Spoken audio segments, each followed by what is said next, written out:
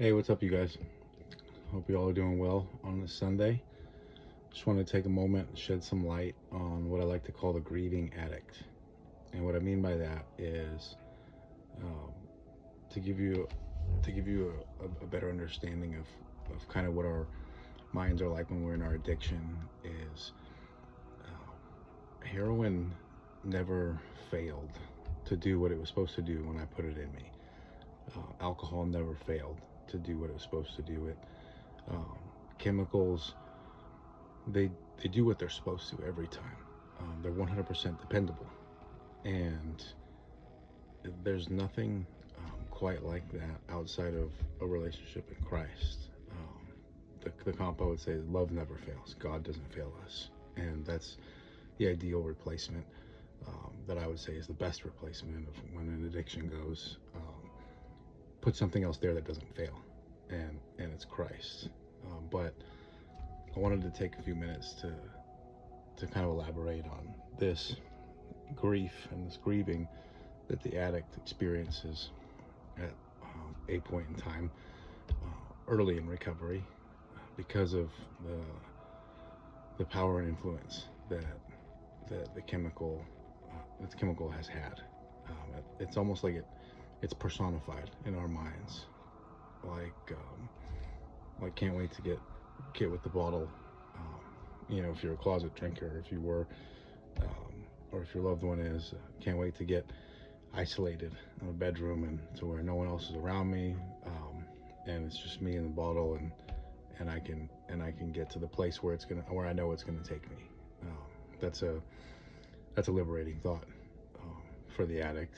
Obviously, we know that they're going in the opposite direction, but that's how it is in our minds. I remember even just the pursuit of the things you have to do to hustle to get drugs when you're out of money, and of just like that, kind of like an adrenaline junkie of I can't wait to get to the next step, or I know it's coming and it's on my way, and there's this anticipation and eagerness, and almost like you're dating, and or you're going to see a really close friend, and it kind of carries that kind of a weight in our mind because it's so reliable.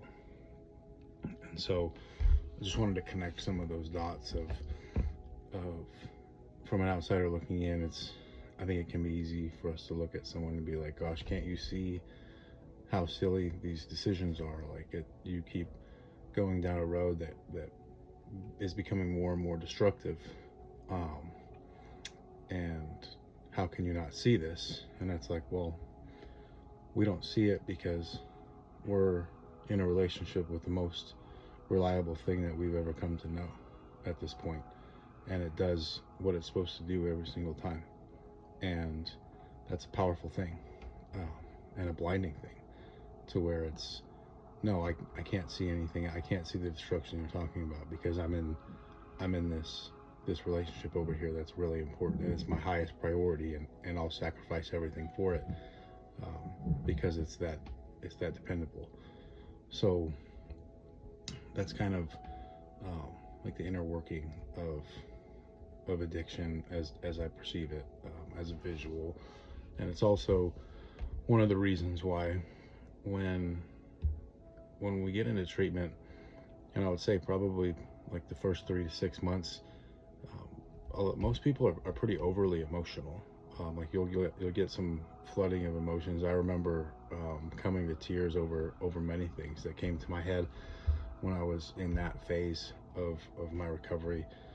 And they really, you have to remember your loved one. They're grieving like almost like somebody close to them died, because they walked away from the most dependable thing they knew, and so that they're detaching from that relationship, and there is a good deal of grieving from it, as strange as it might be, because it's such a destructive relationship, but it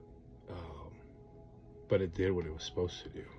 And disconnecting with that is more challenging, I think, that we like to give admission to.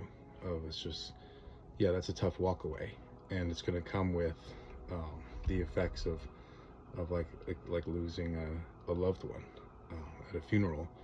So just keep that in mind, and also keep in mind that it might be a good place if somebody's well down the road of addiction to just express a loving question of, hey, have you considered what else it's going to take to get to this exclusivity in your relationship with alcohol or fentanyl or whatever it is, of what else has to go before this relationship communicates to you that the only thing that can be present is just you and the drug, and that's it. And until it gets to that place, it will continue taking all of those things and everybody that loves you and everybody that you love, and your accomplishments, your children, family, jobs. It will strip you of everything that is important to you until it gets to the place of it's just you and me. Addiction and chemical dependency is very exclusive. That's the driving spiritual force behind it, is if you're going to be with me, everything else is going away. So just a thought, and but hope you guys have a great rest of your Sunday. Love you guys. Keep up the efforts for your loved ones. They're worth it, and we'll see you soon.